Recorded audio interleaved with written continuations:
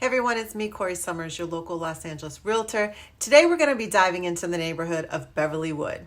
So you're not going to want to miss this. Beverlywood is a lovely little area, and I've got all the details for you, a little bit of history, and of course my favorite rundown of property. Whatever you do, take the next couple moments to get yourself ready. Go ahead and subscribe to my YouTube channel if you haven't yet by clicking the subscribe button and the bell for updates. I'll be right back.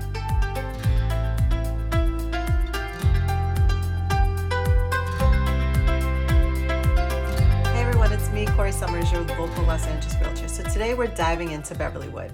Now, Beverlywood is a part of the Los Angeles Basin, really kind of the west side. It is bounded on the north by Pico Robertson, on the east by Mid-City, on the south by Palms, and on the west by Cheviot Hills Hillcrest Country Club. And what's really important to know is South Robinson Boulevard runs through all of Beverlywood. It's not a very large area. It was developed in the 1940s by Walter Leimert, who also developed Leimert Park and built that area around it. It was originally a part of Beverly Hills, hence the Beverlywood, but it was split off when Leimert planned this community. The neighborhood consists of only 1,400 homes, again, a relatively small area. And it was one of the first neighborhoods in Los Angeles to have binding CC&Rs. Now, normally CC&Rs are subject to condo developments, but this actual neighborhood had CC&Rs. The regulations, which are actually administered by the Beverlywood Homeowners Association, is very strict in limiting the housing style, color, and design, along with additional restrictions on landscaping. And they're enforced by a review committee. And this helps to keep this area very consistent in look, style, and appeal, as well as really property values. All residents in Beverlywood are required to pay fees to the Beverlywood Homeowners Association or Home Association. And these homeownership dues have successfully in the past fought off major development and allowed access to Beverlywood's private parks.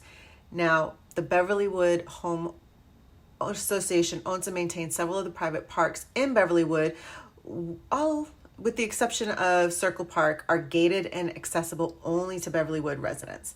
Circle Park is more of an open park. Home prices in Beverlywood tend to be a little higher than the rest of Los Angeles. The majority of the single-family homes that are in Beverlywood were built in the 1920s through the 1950s.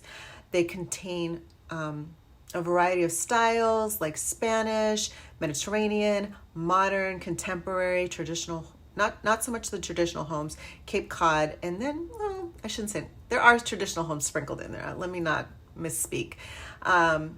But there are very few apartment buildings in this area. That's very important to know. And the neighborhood has become like a middle-class dream filled with lots of cul-de-sacs, tall trees, and just beautiful homes.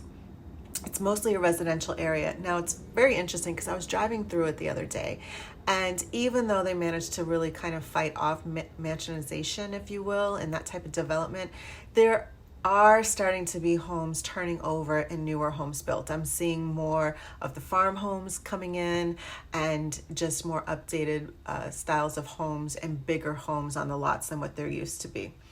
The borders of Beverlywood Homeowners Association are as follows: Mount Mar Drive to the north, Hillcrest Country Club and Anchor Avenue to the west, Beverlywood Street to the south, and Robertson Boulevard to the east. Now, these borders are marked by entry monuments and signs, such as the sign that was just showing.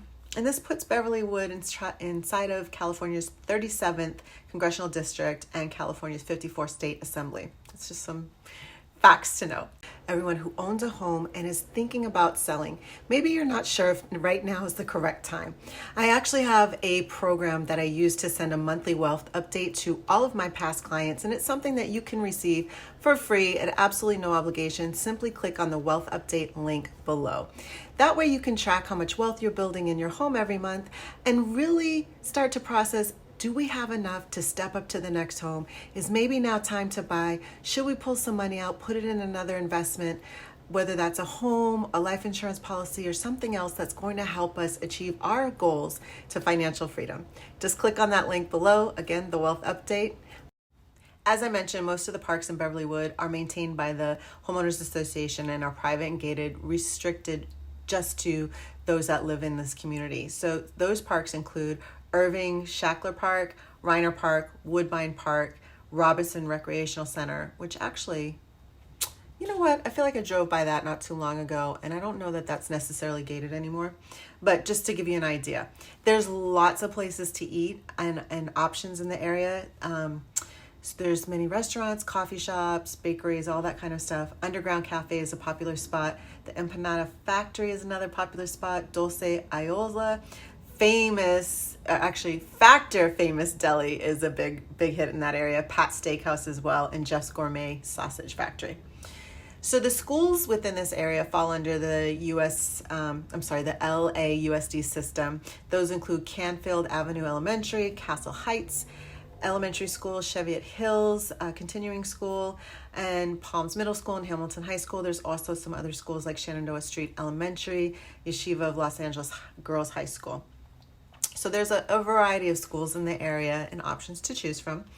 I think what's important though is just this is a very small neighborhood.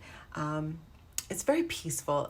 Again, I just drove through there the other day and I was like, wow, this is nice. Like, it feels very calm. It's very serene. It's just got a nice energy.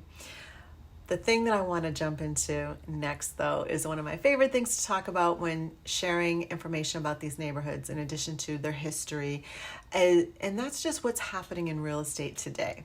So we're going to go through 3 properties: entry-level home, which is going to need work; a mid-range home, which is kind of the average price, as well as a higher-end price home and also larger.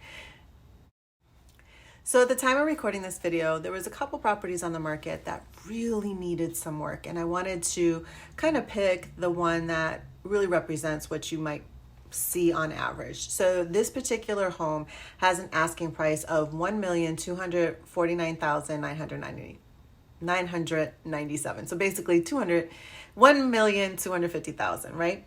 So this home is a 4-bedroom, 3-bathroom, 1,770 square feet home on a 5,500 square foot lot. So it's not big lots in this area. A lot of lots here are a little bit smaller.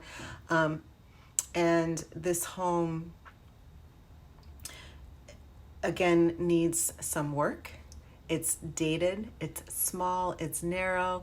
You can see from the pictures that it's just not been modernized, if you will. If you're looking for a move-in ready home, this might not be the right fit for you. If you're looking for a home that you don't mind doing some renovations, or maybe your budget doesn't allow you to move into a mid-level home at this time, but you have some money saved up, you know, 150,000 that you can tackle some projects, this could be a good one.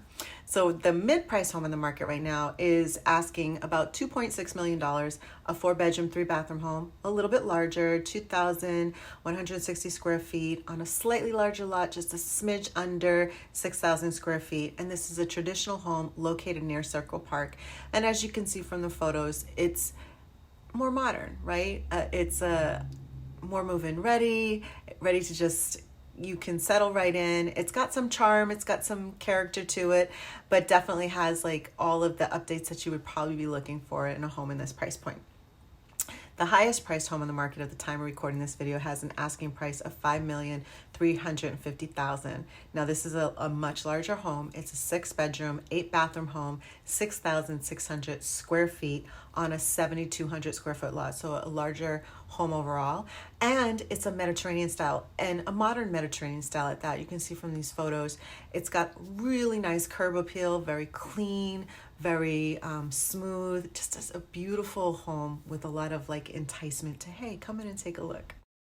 So if you're wanting to live on the west side of Los Angeles, but you want something that's a quaint community, kind of a quiet community, but more of an upscale community, this might be the right one for you. Again, there's only 1,400 homes in this area, a nice little small chunk, has a very distinctive feel to it, and there's some great homes here. Most of the homes are on the larger size. And again, like I said, just even driving through there the other day, there's not a lot of mansionization going on, but there is starting to be some turnover in some projects of larger homes on the lots, more modern farm homes coming in. For the most part, the ones I saw were like in white, so they blended well with the neighborhood.